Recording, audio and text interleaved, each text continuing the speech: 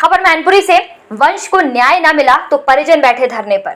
भले ही उत्तर प्रदेश सरकार कानून व्यवस्था को लेकर जीरो टॉलरेंस की बात करते हुए नजर आ रही हो और दावा कर रही हो कि कानून व्यवस्था के चलते हर पीड़ित को न्याय मिलेगा, लेकिन यह दावे मैनपुरी में सफेद हाथी साबित हो रहे हैं।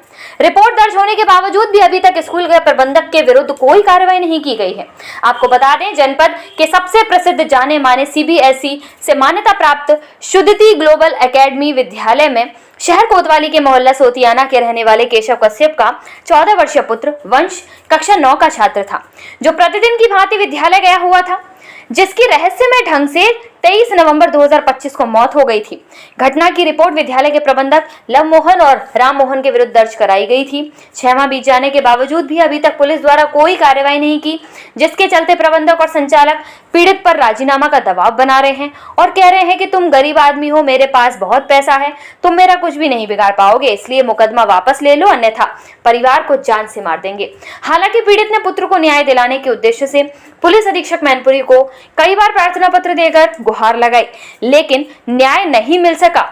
विद्यालय प्रबंधन की तरफ से लगातार समझौता करने का दबाव और जान से मारने की धमकी मिल रही है, जिसको लेकर पीड़ित परिवार अब तिकोनिया पार्क में धरने पर बैठ गया है। इस संबंध में पीड़ित पिता और मां ने क्या कुछ बताया, देखें इस रिपोर्ट में।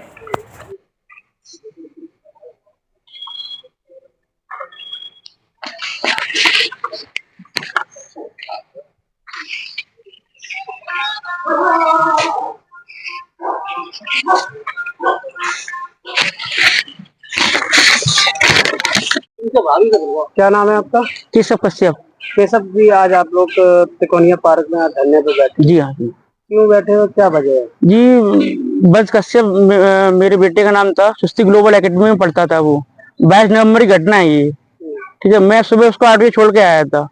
उसके बाद वो छत से गिरा या कहाँ गिरा, वो मेरी हेडिंग नहीं है, स्कूल की जिम्मेदारी थी। मैं उसको छोड़ के आया स्कूल। अब स्कूल प्रशासन उसकी जिम्मेदारी नहीं ले रहा है। अभी तक FIR भी हो गई है, लेकिन कोई भी कार्रवाई अभी तक स्कूल के खिलाफ नहीं हुई है। लवमोहन और राम मोहन की तरफ से मुझे धमकी भी मिल रही है कि अपना मुकदमा जो भी है वापस लो। किस टाइप की धमकी दे रहे हैं? कि अपना जो FIR, जो लवमोहन का नाम उसमें FIR में है, ठीक है, तो वो उसकी अपना मुकदमा वापस करने के कह रहे हैं वो लोग। और कप्तान साहब को मैंने दे रखा है कि सर मुझे धमकी मिल रही है, उनने भी अभी तक कोई कार्रवाई नहीं की है। अब आप लोग क्या चाहते हैं? यही चाहते हैं लवमोहन और राम मोहन की गिरफ्तारी होनी चाहिए और स्कूल की CBSE जो बोर्ड है उसका वो मान्यता रद्द होनी चाहिए। ऐसे स्कूल समाज में खोलने के लायक नहीं है, जो बच्चा को सुरक्षित नहीं दे पा रहे हैं। अगर न्याय नहीं मिलता है तो अब अगला कदम क्या होगा? अब न्याय नहीं मिलता है तो यहाँ धरना बैठेंगे और भी जो भी कुछ है तो वो तो करना ही पड़ेगा भाई, मुझे तो न्याय चाहिए।